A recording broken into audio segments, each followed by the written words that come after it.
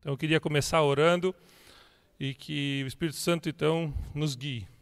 Pai, eu te peço que nos traga clareza, Pai, que tu me use apesar de mim, Senhor, e que esta mensagem venha tocar os nossos corações assim como me tocou e que me toque de novo. Usa as tuas palavras, Pai. Não precisamos de repertório, mas precisamos ser cheio daquilo que é teu, Senhor. Te peço a tua bênção sobre o culto de hoje, sobre a ministração de hoje, e que a tua paz esteja sobre todos nós, em nome de Jesus. Amém. Bom, queria começar contando uma história da nossa vida. Tem um pouco a ver com a mensagem de hoje.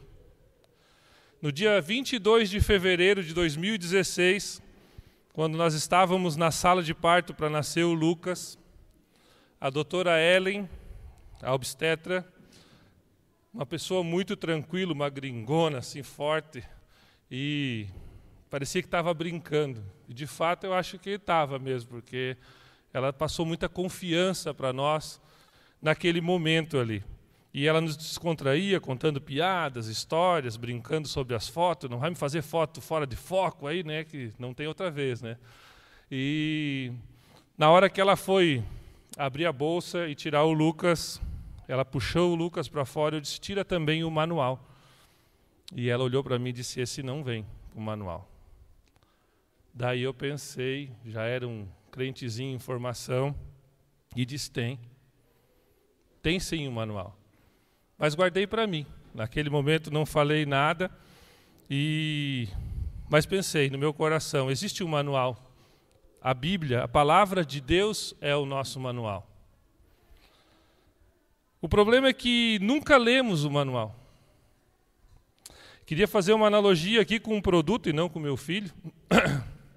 Mas quando compramos um produto, deveríamos abrir a caixa, tirar o manual, ler o manual, as instruções, e assim, quando tivéssemos o domínio do manual, deveríamos utilizar o produto. Mas não é isso que fazemos. Primeira coisa, quando vem a embalagem, a gente corre, abre, faz de tudo com o produto. Quando não entendeu nada, é que a gente volta para o manual para ver o que deu errado ali na nossa configuração, na nossa instalação. Então esse é o propósito da mensagem de hoje.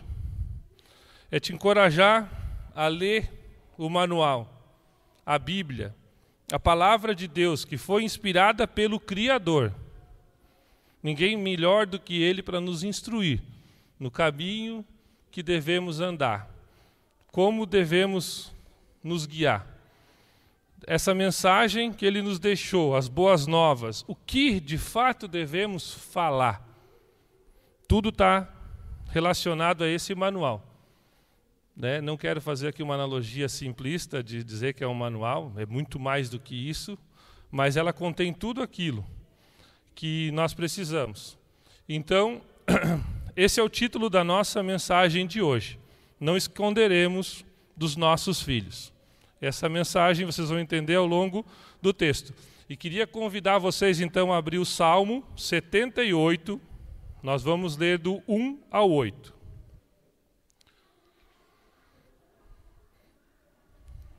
Salmo 78, do 1 ao 8.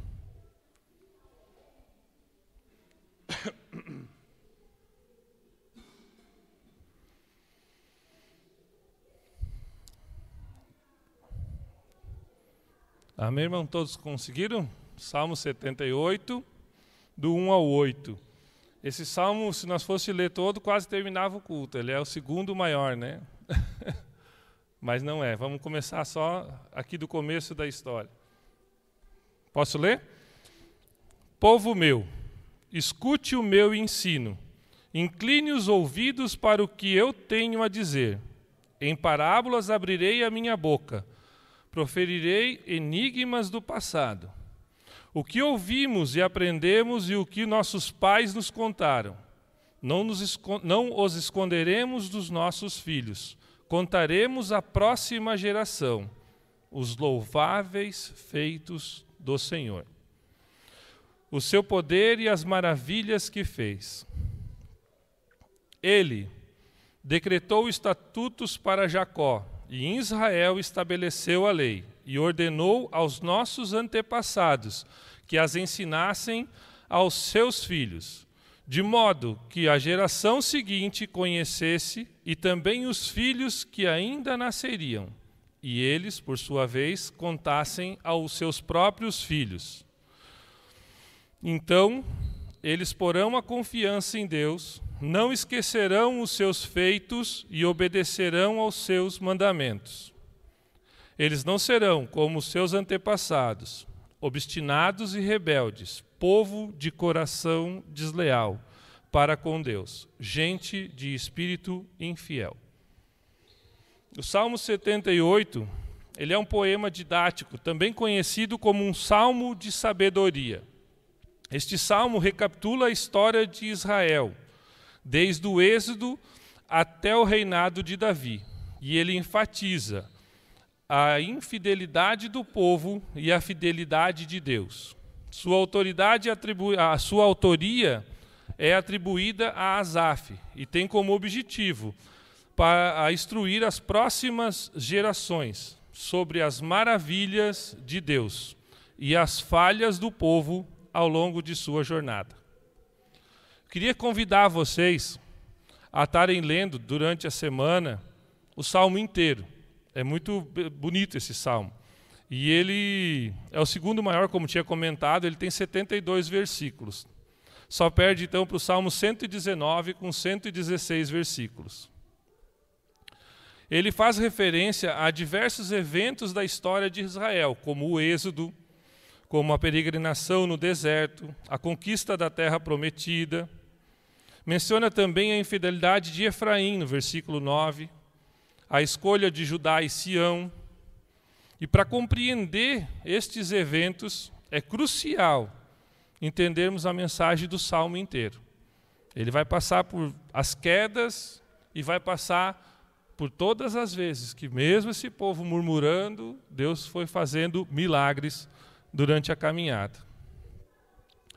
A experiência no deserto, em particular, é um lembrete constante da tendência do povo à murmuração, à incredulidade e à idolatria. Apesar da demonstração constante do poder e da graça de Deus, o Salmo demonstra que as consequências da desobediência incluem o juízo de Deus e o cativeiro. O apelo à obediência, portanto, é mais do que um simples convite à escuta. É um chamado urgente a evitar os desastrosos erros do passado. Aqui, então, eu vou passar um pouquinho cada um deles, né? E nós vamos decorrendo o conhecimento desse salmo. E ele diz, então, povo meu, escute o meu ensino, incline os seus ouvidos para ouvir o que tenho a dizer. Asaf, inspirado pelo Espírito Santo, ele chama a atenção do povo para o compromisso de ouvir a palavra de Deus. Já no primeiro versículo temos um chamado à atenção, a lição que será ensinada, convidando a comunidade a ouvir e aprender com o passado, para não repetir os erros de seus antepassados. A mensagem do Salmo está enraizada na revelação de Deus através das Escrituras. A palavra ensino, neste versículo, é a tradução da palavra Torá, né? E a palavra Torá, ela significa lei, mas ela também significa instrução. E é uma expressão da vontade de Deus revelada. Essa palavra também é os livros da Bíblia, né, os primeiros, né?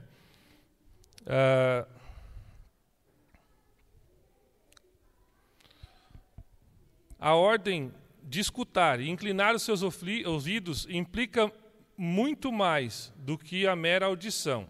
Ela exige uma resposta ativa e obediência à fé. Podemos ver o Pai falando ao seu povo, e assim como ele fez no Antigo Testamento, Jesus, o Verbo encarnado, é a personificação deste ensino no Novo Testamento. Vemos isso em João 1, de 1 a 14. E o Espírito Santo ilumina as mentes dos crentes para que possamos compreender e aplicar esse ensino em nossas vidas. Ele continua, então, dizendo que em parábolas abriria a sua boca, né? Proferiria enigmas do passado.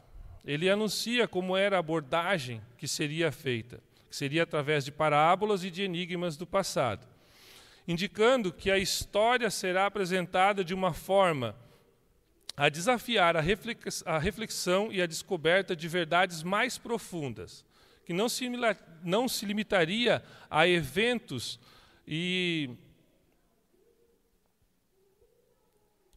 históricos, mas a busca a extrair lições morais e espirituais para as gerações futuras. O salmista usa parábolas e enigmas, meio pelo qual o povo tinha mais facilidade de gravar e assimilar as histórias. Método também utilizado por Jesus Cristo, que frequentemente usava parábolas e histórias para revelar verdades espirituais complexas de forma mais acessível. Podemos ver isso em diversos versículos, assim como em Mateus 13, do 34 ao 35. E ele continua, o Asaf: o que ouvimos e aprendemos, o que os nossos pais nos contaram. Asaf traz a importância da transmissão de geração em geração de uma fé e da história da salvação.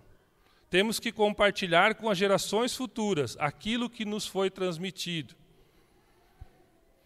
a fim de aprendermos, a fim de não errarmos os mesmos erros do passado e permanecermos fiéis a Deus. Segundo estudiosos, esse salmo provavelmente foi escrito em um período de crise nacional, possivelmente após o exílio ou durante um tempo de apostasia. A repetição dos erros dos seus antepassados é uma preocupação central, evidenciada como no versículo 8, onde ele diz: não seriam como os seus antepassados, geração obstinada e rebelde, povo de coração inconstante, cujo espírito não se manteve fiel a Deus. A ênfase na transmissão oral da história da lei reflete a importância da tradição em uma cultura onde a escrita não era tão disseminada, mas também ressalta a importância da tradição oral de ensino nas famílias, na forma como a nossa fé deve ser ministrada.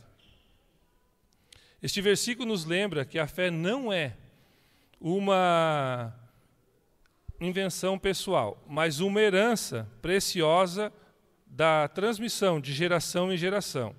Reflete a obra do Espírito Santo e ilumina a palavra de Deus e guia o povo em verdade.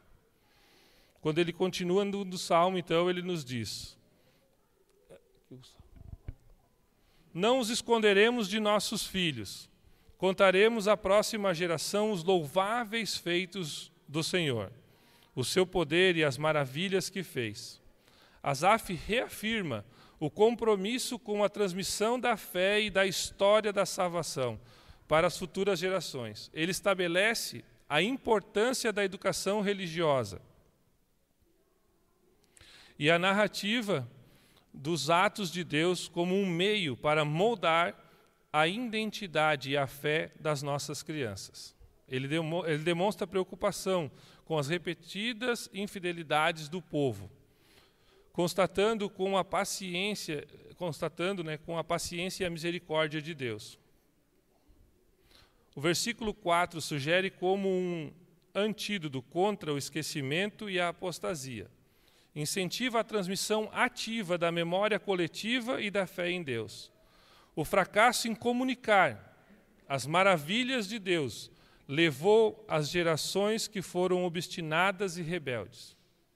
Este versículo ressalta a responsabilidade de cada geração em instruir os seus descendentes sobre a natureza e as obras de Deus. A instrução não se limita em repassar informações históricas, mas sim a partilha de uma experiência viva e transformadora com Deus.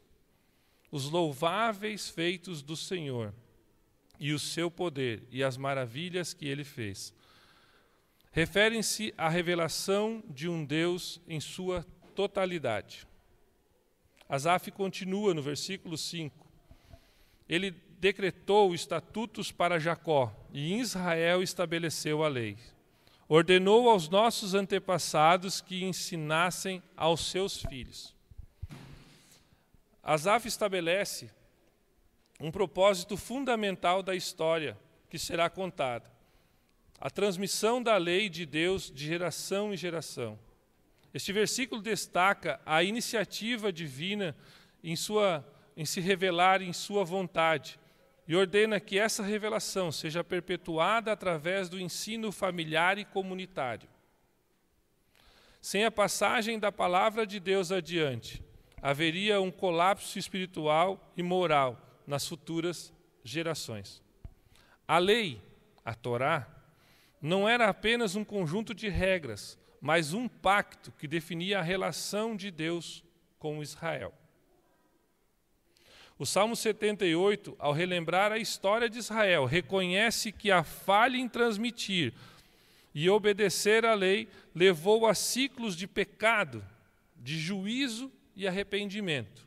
E esse ciclo se perpetuava. Eles voltavam e eles voltavam a pecar e voltavam a se arrepender e Deus voltava a agir no meio deles. Podemos e devemos quebrar esse ciclo. A Bíblia nos ensina como devemos agir, como devemos nos comportar, e esse é o objetivo. Se nós nos dedicarmos a conhecer a palavra de Deus, nos dedicarmos a conhecer as verdades de Jesus e seguirmos aquilo ali e ensinarmos aos nossos filhos, isso se perpetuará através da história. Não podemos pensar só no eu, mas nas próximas gerações que virão após nós. O próprio Salmo é escrito em um contexto de desobediência e apostasia. É uma tentativa de lembrar o povo de que eles estão reencenando os pecados de seus pais. O capítulo menciona o êxodo, a peregrinação no deserto, a conquista da terra prometida. Todas essas experiências são apresentadas como evidências do cuidado de Deus e da necessidade de Israel responder com fidelidade à sua lei. Este versículo reafirma que Deus não apenas revela a sua vontade, mas também espera que essa vontade seja ensinada e aprendida. O ensino e a obediência são cruciais para o plano de Deus, para o povo escolhido. Este ensino não é meramente institucional, envolve a formação do caráter e a transmissão de valores que refletem o coração de Deus. Ele enfatiza a responsabilidade dos pais e da igreja em discipular novas gerações na fé cristã. Inclui o ensino, ensinar as Escrituras, moldar uma vida de obediência a Cristo e a criar um ambiente onde as crianças e os jovens possam crer e conhecer o amor de Deus. A ordem divina para ensinar a palavra de Deus aos filhos transcende a mera instrução religiosa. É um chamado para moldar vidas de acordo com os princípios do reino.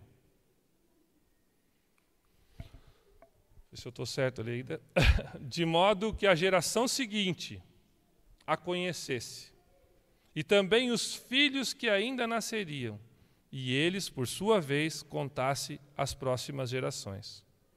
O objetivo principal do salmista era instruir as gerações futuras sobre a fidelidade de Deus e a infidelidade persistente do homem, especialmente destacando a importância da transmissão de geração em geração da fé, servindo como um ponto crucial para o sucesso ou fracasso da nação. Este contexto histórico é fundamental para entender a urgência do ensino. O salmista está consciente dos erros do passado e da necessidade de uma mudança radical na forma como a fé é transmitida.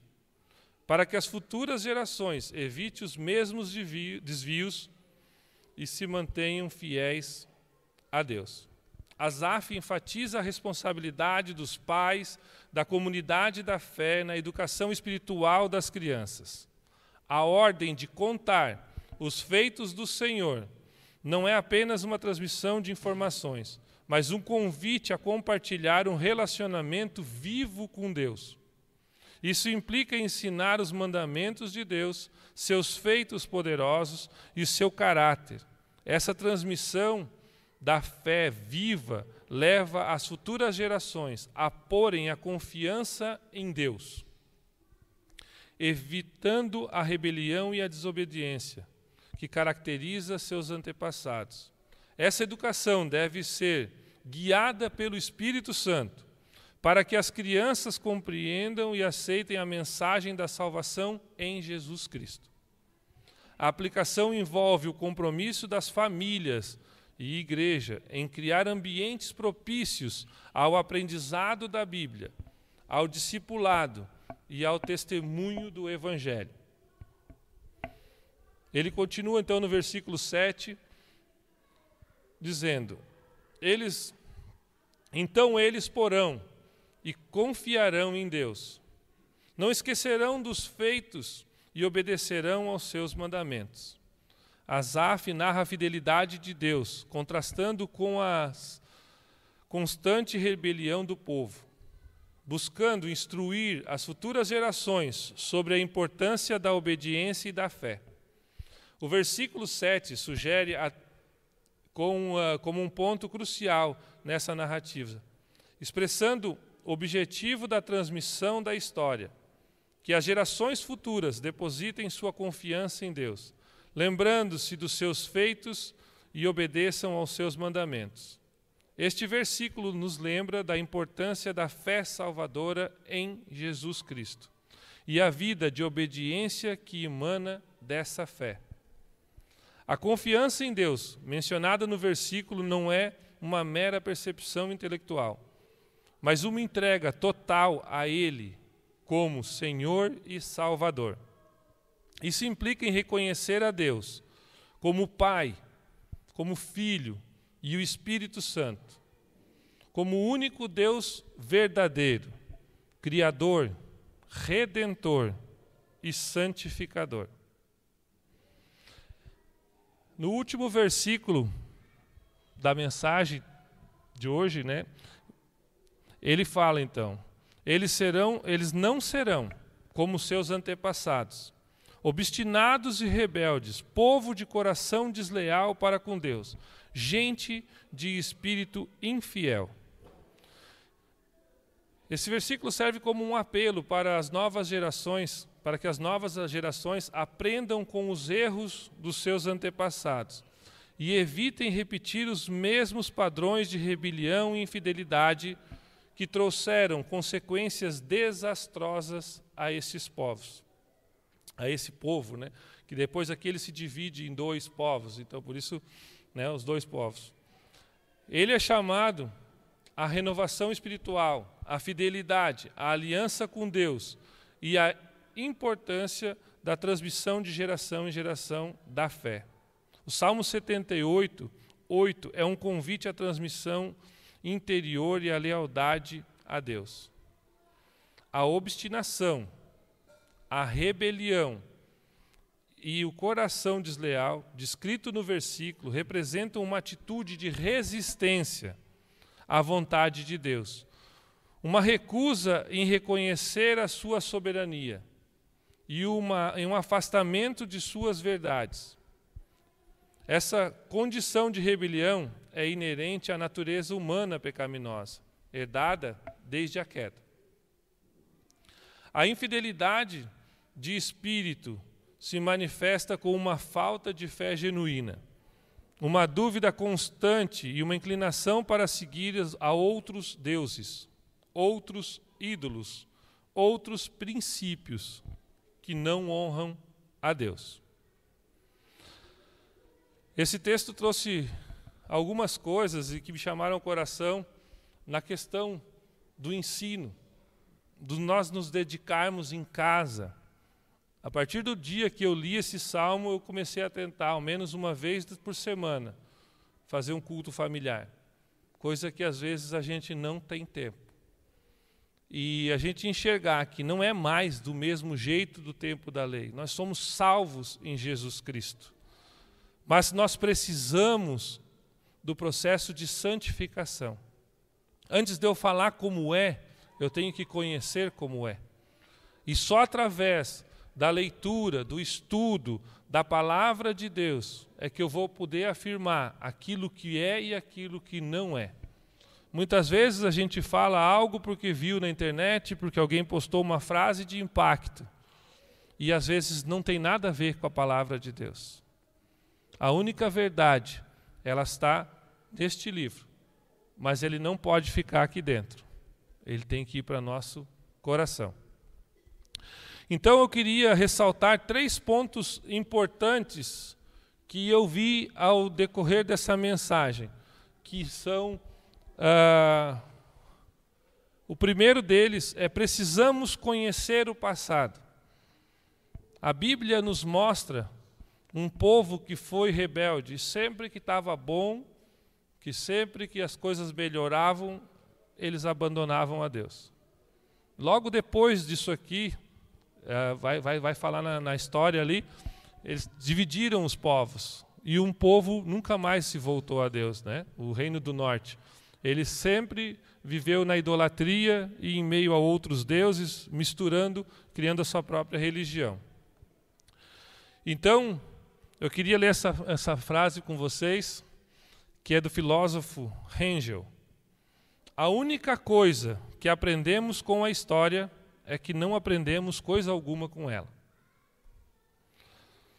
Parece contraditório, né? Mas ela é a pura verdade. E temos uma experiência bem recente, a pandemia. Não passou uma geração. E nós já vivemos como se nada tivesse acontecido. Daqui 2 ou 3 gerações, ela vai estar nos livros de história e as pessoas não vão lembrar mais do que precisaram fazer para se manter durante esse período. Não adianta conhecermos a história se não tomarmos uma atitude de mudar através da história. E isso nós precisamos de Deus, né?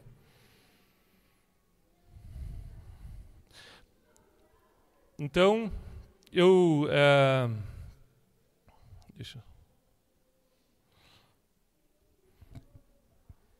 Então eu convido vocês, né, que nós começássemos a nos dedicar, não a nossa só conhecimento, não só ao nosso processo de salvação, mas que nós possamos, né, e devemos inculcar em nossas cabeças, e principalmente nas próximas gerações, a palavra de Deus, para que eles tenham uma vida de princípios que não podem ser quebrados tão facilmente. O estudo da Bíblia e o estudo da história da igreja nos leva a descobrir que o povo de Deus cometeu os mesmos erros. Ao repetir a história de seu povo, ao revisar a história de seu povo, Asaf viu um triste registro, né, de esquecimento, de infidelidade, de insensatez, fracasso, e procurou entender o significado de tudo isso. E ele escreve esse salmo, para que fique de lembrança, para que eles consigam se recolocar como povo de Deus. E Paulo também nos escreve isso. E é mais recente, né? 1000 anos praticamente depois desse salmo ser escrito por Asaf, Paulo escreve aos Coríntios. Então eu queria que vocês lessem comigo, que vocês quisessem acompanhar o texto, ele vai dar uma revisada nessa história. 1 Coríntios 10, de 1 a 12. Quem não achar vai estar aqui do telão também. Mas quem quiser acompanhar pode procurar. Ele também vai revisar fatos da história e nos mostrar que isso é um lembrete daquilo que nós devemos constantemente olhar, revisar, conhecer a história.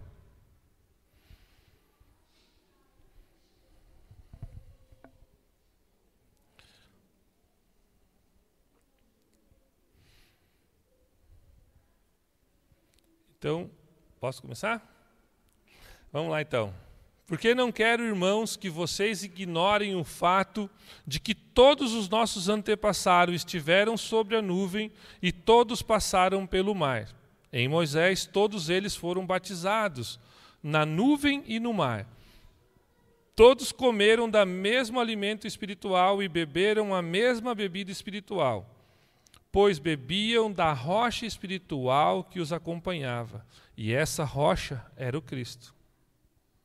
Contudo, Deus não se agradou da maioria deles, por isso os seus corpos ficaram espalhados pelo deserto. Essas coisas ocorreram como exemplos para nós, para que não cobicemos as coisas más, como eles fizeram. Não sejamos idólatras, como algum deles foram, conforme está escrito. O povo se assentou para comer e beber, e levantou-se para se entregar à farra. Não pratiquem a imoralidade, como alguns deles fizeram, e num só dia morreram 23.000. Não devemos pôr o Senhor à prova, como alguns deles fizeram, e foram mortos por serpentes. E não se queixem, como alguns deles se queixaram, e foram mortos pelo anjo destruidor. Essas coisas aconteceram a eles como exemplo e foram escritas como advertências para nós, sobre quem tem chegado o fim dos tempos. Assim, aquele que julga estar firme, cuide-se para que não caia. Precisamos conhecer o passado. E conhecer o passado da igreja é o melhor caminho para nós ver as vontades do Criador. Ele esteve junto desse povo, assim como está junto de nós. O Cristo já se manifestou, já levou sobre eles os nossos pecados. Mas aquele que é salvo e redimido no sangue de Jesus tem um processo de santificação. Não devemos largar a vida por isso mesmo. Não devemos confiar na nossa carne, porque vamos pagar o preço do pecado. Não vamos perder. Se nós realmente formos salvos em Cristo Jesus, com certeza você vai passar. Mas Deus não quer que tu nem sofra com o pecado. E o pecado traz juízo. Ele vai ter um compromisso, algo que nós vamos pagar pelo menos na vida humana, né? E esse preço nós não precisamos estar pagando, porque já está tudo escrito, já aconteceu tudo, e nós sempre repetimos os mesmos séculos, porque não olhamos para o nosso passado. Precisamos aproveitar o presente. E aqui vem a nossa hora. Então eu vou ler a parte que fala do Salmo, né? O Salmo termina com a coroação de Davi, mas a menção do templo no versículo 69 indica que o reino de Davi havia terminado. No versículo 9, é bem provável que a designação da palavra Efraim ali não seja somente a tribo de Efraim, mas sim a todo o reino do norte, que havia se separado de Judá e Benjamim, quando Roboão subiu ao trono. Em 1 Reis 12 vemos isso. Os líderes de Israel abandonaram a fé e os seus pais e instituíram a sua própria religião, misturando com as crenças dos outros povos. Enquanto o povo de Judá procurou ser fiel ao Senhor, no Salmo, Asaf adverte ao povo de Judá a não imitar seus antepassados incrédulos, nem seus vizinhos idólatras, em suas desobediências ao Senhor. Admoesta-os a aprender as Escrituras e a ensiná-las aos seus filhos.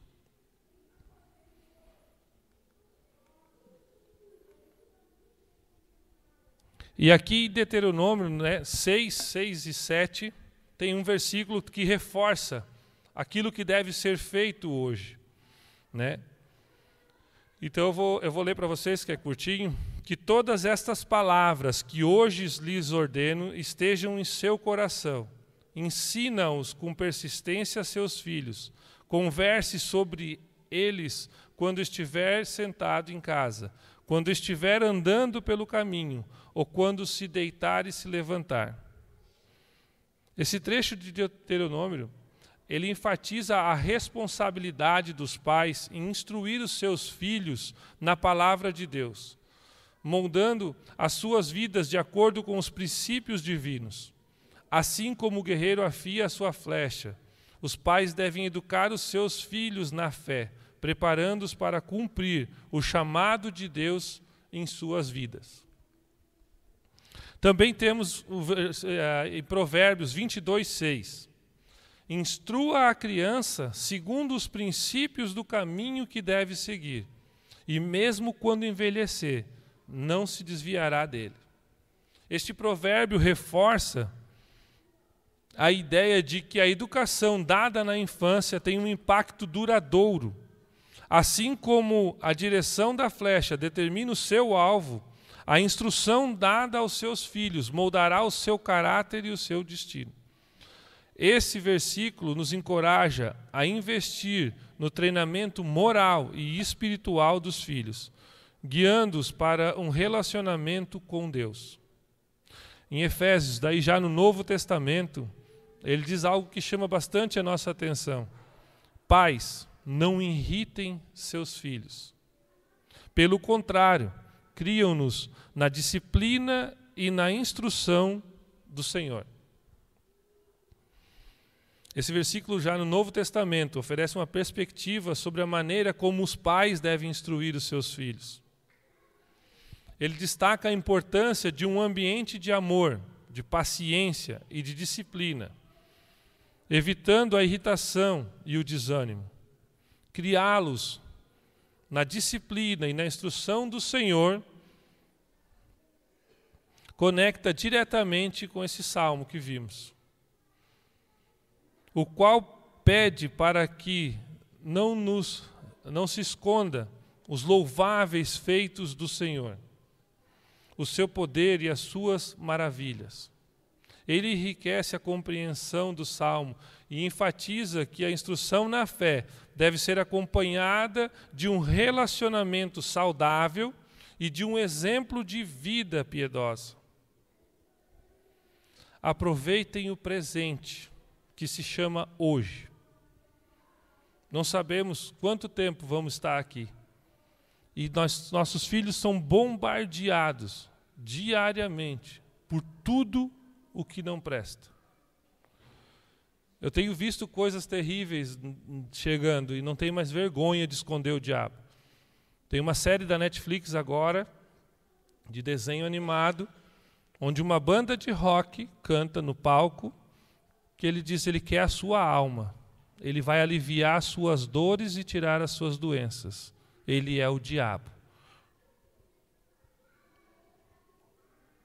Ele quer imitar alguém, né? Sempre. É bonequinho de demônio que vira febre mundial. Não está mais tendo vergonha daquilo que é transmitido para os nossos filhos. Temos que abrir os olhos do que eles enxergam e temos que bombardear eles com aquilo que é saudável, com a palavra de Deus. Pelo menos se não tivermos tanto tempo, mas que os desenhos que os nossos filhos olham, venham a olhar, tenham algo a instruir.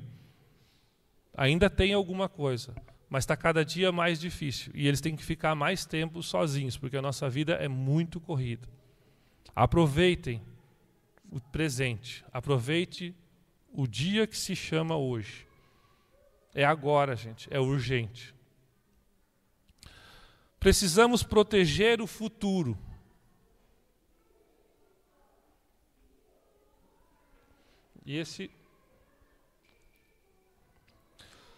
Lembrar-se dos feitos de Deus significa contemplar não apenas as ações do passado, mas, acima de tudo, a obra redentora de Jesus Cristo na cruz, através da qual somos reconciliados com o Pai e recebemos o Espírito Santo.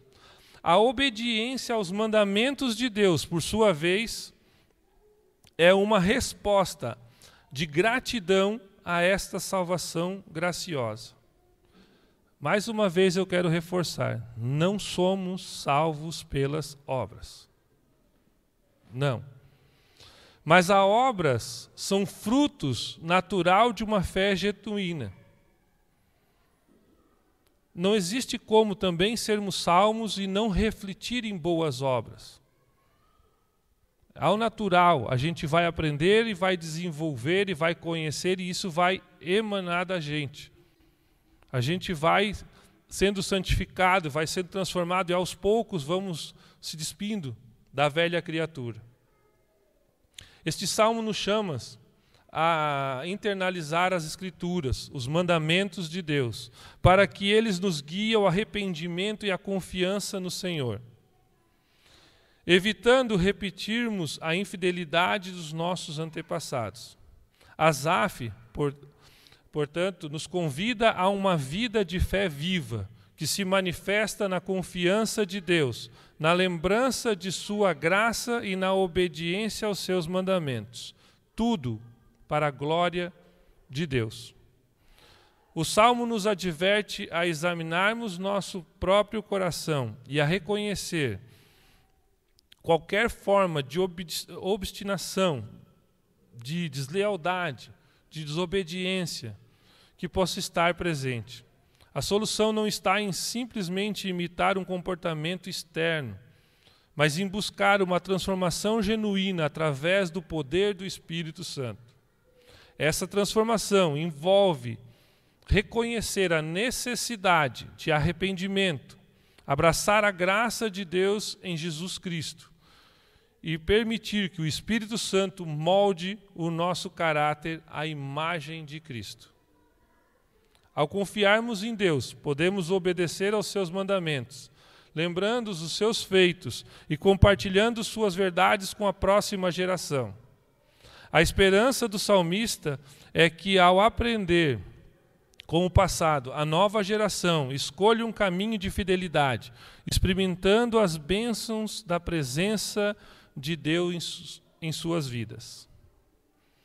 Se nós não seguirmos as instruções de Asaf, as instruções de Jesus Cristo, as instruções dos apóstolos, de Paulo, tenha certeza, se nós seguir elas, a próxima geração irá impactar o mundo ao seu redor. Gente, precisamos deixar um futuro. Vai ser muito difícil daqui para frente. Cada vez nós vamos estar mais perto, cada vez mais vai ter crises nos países, cada vez mais vai ter guerras, cada vez mais vai ter uns contra os outros. E às vezes deixamos de falar de Deus para falar do A ou B, onde nós todos estamos errados, porque quem estiver no poder vai ter um coração corrompido e lá vai ter um homem capaz de destruir uma nação. Se a pessoa não se converter de fato, ela não vai governar, ela não vai fazer nada conforme a vontade de Deus. O coração, a carne, ela vai tomar conta e os seus feitos serão esses. Precisamos impactar as próximas gerações. Gente, nós estamos numa igreja com muitas crianças, com muitos filhos. É responsabilidade da igreja, sim, mas também de todos nós. Quando eu for dar aula na escolinha, que eu esteja com o coração quebrantado e estudar melhor o texto, e eu sei que as pessoas aqui se dedicam, eu não estou criticando, mas sempre há tempo para melhorar. É eles que vão ser o futuro da nossa igreja. Nós já somos o presente, nós já estamos vivendo a graça de Deus, mas aqueles que vão ser ensinados é que vão ter que moldar a próxima geração. Agora é a nossa hora. Agora é a hora de prepararmos, de podermos então estar protegendo o futuro da nossa nação, da nossa cidade e do nosso entorno. Então eu queria caminhar para a conclusão. O manual que eu falei lá no início, fazendo essa analogia com a Bíblia Sagrada, ele muitas vezes é jogado fora junto com a embalagem. Nas nossas casas, eu creio que tem Bíblia dentro da gaveta, tem Bíblia dentro das escrivaninhas. Nas casas de muitos, e eu venho de uma família católica, não é uma crítica, ela está aberta no Salmo 91, em cima da banca. Mas ela pode ter as páginas douradas, ela pode ter escrita em ouro. Se ela não sair desse pedaço de papel e entrar dentro da minha consciência, transformar o meu coração através do Espírito Santo, ela não passa de um pedaço de papel. Ela não passa de um manual que é jogado fora, e nós temos ela dentro das nossas casas. Nós podemos aproveitar o máximo que pode ser tirado destas palavras. Eu não vou dizer que é fácil, gente. Eu estudo e estudei muitos anos e quero continuar estudando até o fim da minha vida. Mas a gente sabe que o Evangelho, a parte simples, é aceitar Jesus como meu único e suficiente Salvador. O resto, se eu aprender, se é assim ou assado, ela vai me guiando. Basta eu abrir, basta eu estar em oração, ler, não pequenos versículos aleatórios, gente, ela não é um manual da sorte. Pegue um texto inteiro, tente se alimentar, tente discernir o que aquele salmista quis escrever, aquele profeta quis escrever. Tente compreender o que está naquela palavra. Sente com seu filho, sente com a sua esposa, orem, leiam mais a palavra para eles. Leia para você mesmo. Em Romanos 10:17 ela diz assim: e assim a fé vem pelo ouvir, e ouvir a palavra de Cristo. Então não é heresia a gente dizer que a gente precisa estar lendo a palavra diariamente. Ao ler eu estou ouvindo, ela está indo para a minha memória, o Espírito Santo está descendo ela para o meu coração. Ela tem que estar moldando a minha vida a cada instante. Eu tenho que instruir os meus filhos no caminho que eles devem seguir. Eu tenho certeza que eles vão sofrer muito menos se eles não precisar repetir os erros do passado.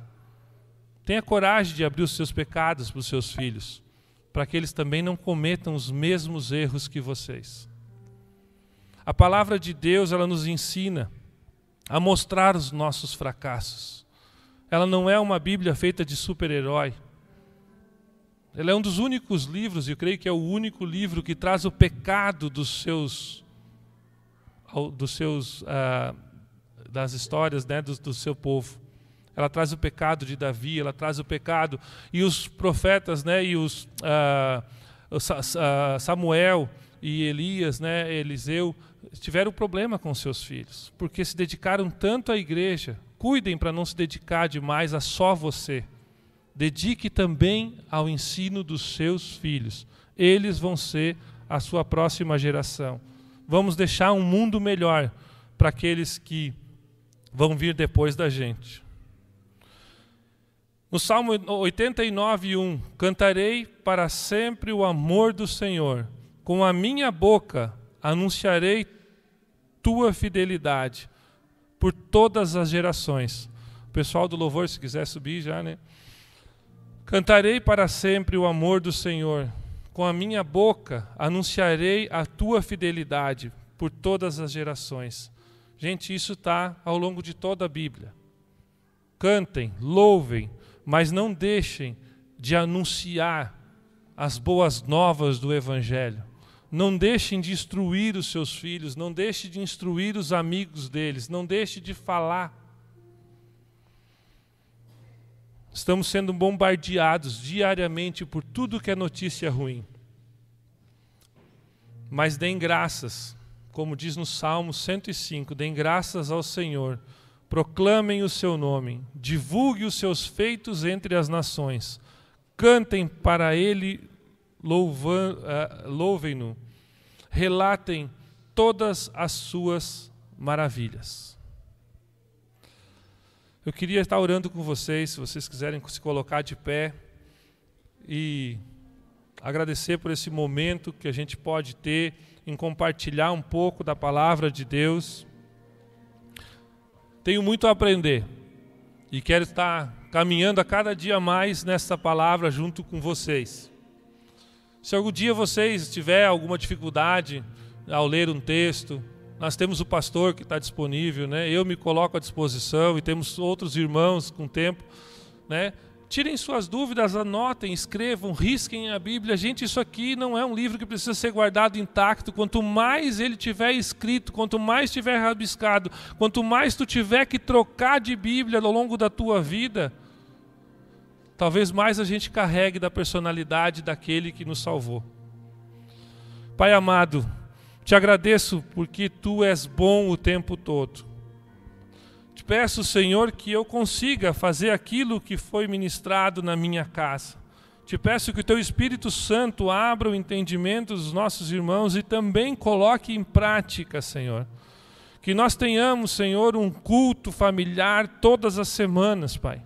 Que nós possamos compartilhar da tua palavra através dos grupos de crescimento. Que nós possamos estar aqui em mais momentos de oração. Que nós sejamos cheios, Pai, de momentos com a igreja, de menos momento com o mundo, de menos momento com a internet, mas de mais momento vivendo na tua palavra, Senhor. Muda o meu coração, Pai, muda. Muda o coração de cada irmão que está aqui presente, Pai. Faça com que nós compreendamos a necessidade de ministrar a tua palavra, Pai, aos nossos filhos, aos pequenos que estão nessa igreja. Que se nós não pudermos impactar o mundo, mas que eles venham, Pai, a impactar o mundo, enchendo esse mundo da Tua glória, Senhor. Eu te peço, meu Pai, desce sobre nós, nos dê ânimo durante essa semana, Pai. Nos dê ânimo durante a nossa jornada, para que nós possamos ministrar aquilo que é Teu. Te dou graça, Pai, porque Tu és maravilhoso. Ensina-me a andar nos Teus caminhos. Amém.